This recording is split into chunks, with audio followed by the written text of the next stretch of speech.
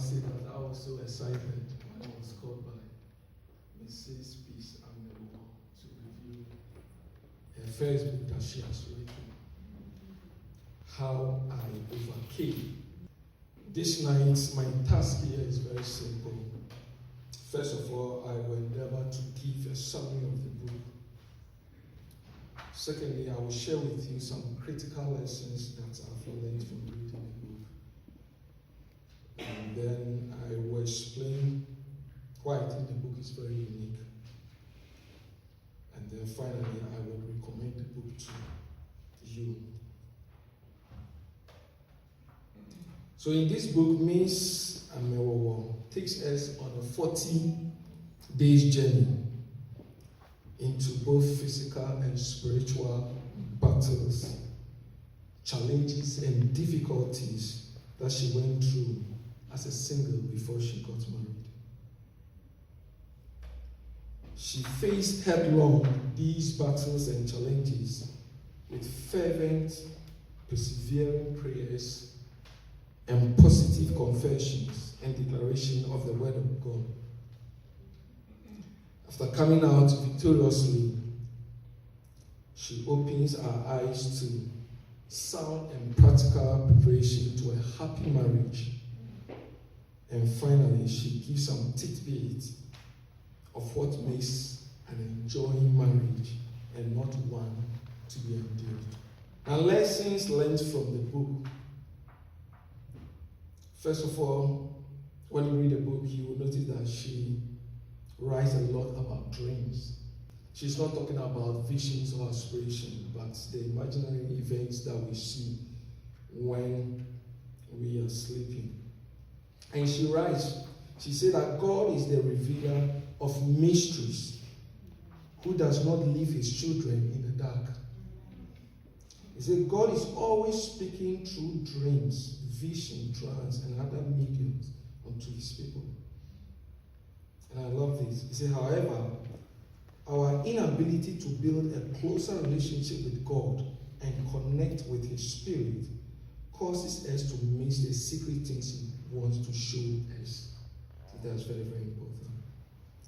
He said that the devil is a thief who will always want to steal our dreams from us, even before we dream, or make us forget. There are some of us who forget a lot when we dream. And she writes that it's not from God, it's one of the strategies of the devil. She said that this strategy is to prevent us from fighting that dream if it is negative, and to stop us from receiving the good dreams from God. And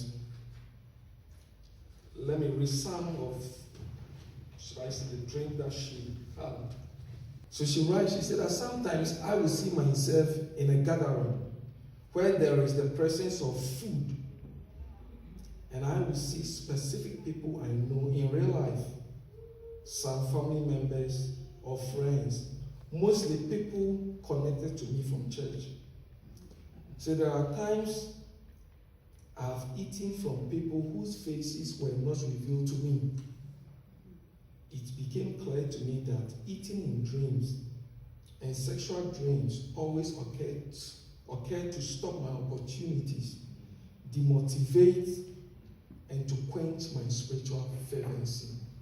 And this really, really resonated with me, because I realized that anytime I have some dreams, I become so weak to the extent that I'm not able to pray. She also writes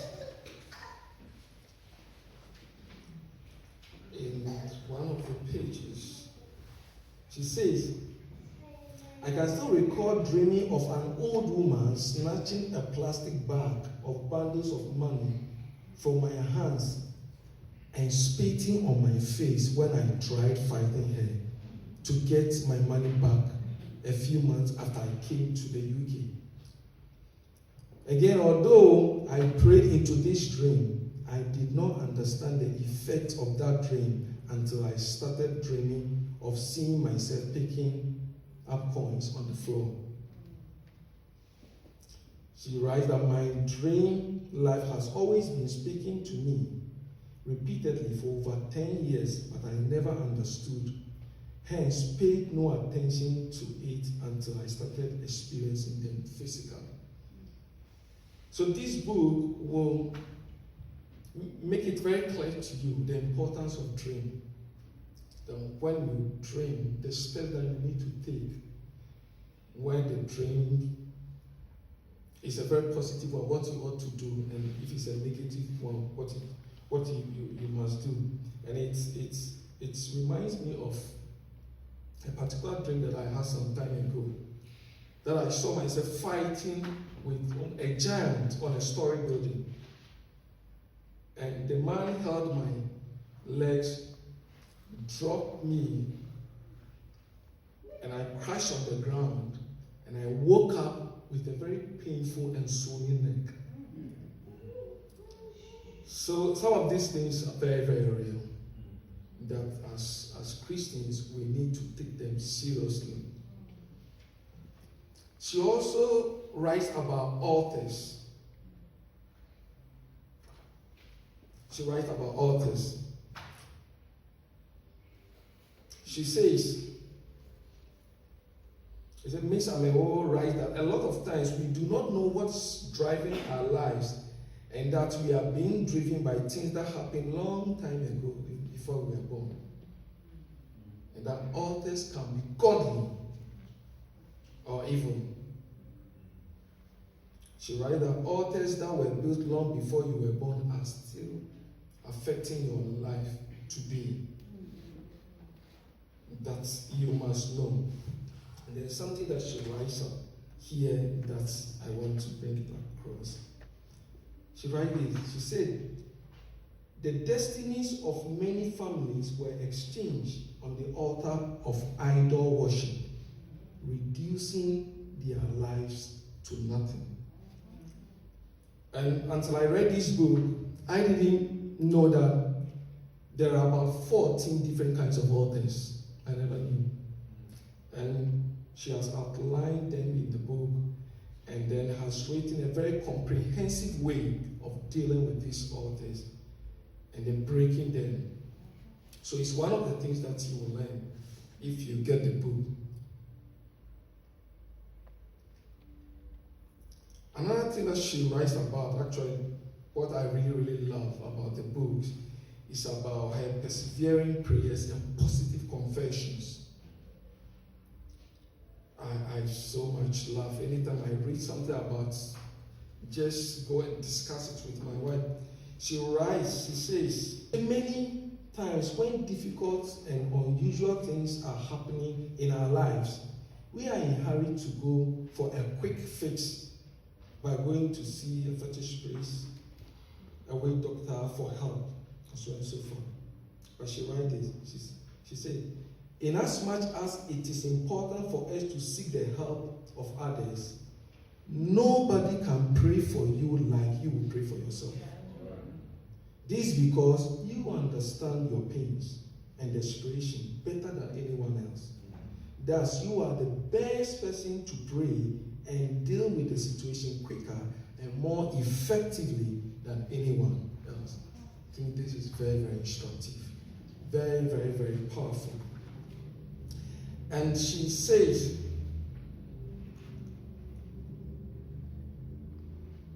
when I read this, the Spirit of God just reminded me about Daniel chapter 2 verse 19, where the Bible says that at midnight the secret was revealed to Daniel because he prayed.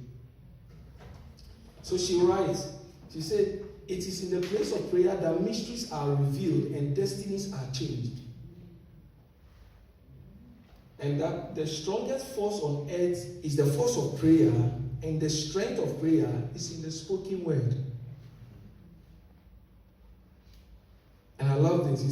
She said that a closed mouth is a closed destiny.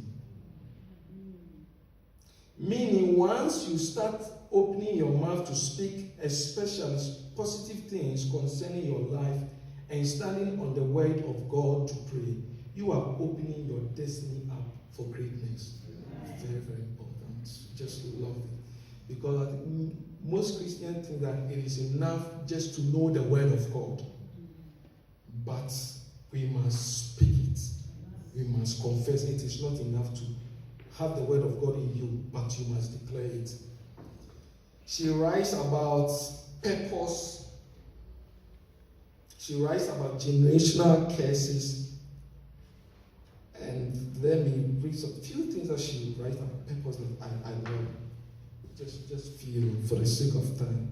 She writes, say, discovering purpose before marriage sets the ball rolling for you in the right way, because it will help you to choose friends or even a spouse who is going the same direction as you and can help you achieve and fulfill your God-given purpose or assignment. Very, very, very important, especially for singles. And then one thing that she writes about purpose that I also like so much. She says, we marry because of purpose, not because we are growing old. Want children or tired of the treatment in our mother or father's house and are in hurry to move out. We do not marry to be complete or to be happy, but to be able to fulfill an assignment together as a couple. I think that's very, very, very true. That's very, very cool. And many other things I think I'm behind time to speak about. So why do I think the book is very unique? I think it's very unique because it does not only open your eyes to practical things that we have taken for granted, and as a result of that, we have suffered the consequences. The book also whets your appetite to pray. When you read the book, you just feel like praying. And it also has a lot of positive confessions to make. And it's a very good book for fellowship, couples, and even single. And I strongly commend and recommend it to all. Thank you very much.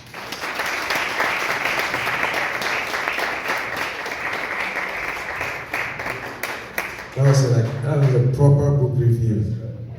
Proper one. The books are on Amazon. Also, the bulk purchases of the books are available. So you contact Peace or Adam, so that can be done. You can purchase the books directly from Peace or Adam, or they can be posted to you. And also, tell your friends and families about the book. It doesn't just end here. As you go home, you've heard so much about the book, you bought the book. Let your friends and family know so that they can, buy the book. Hallelujah.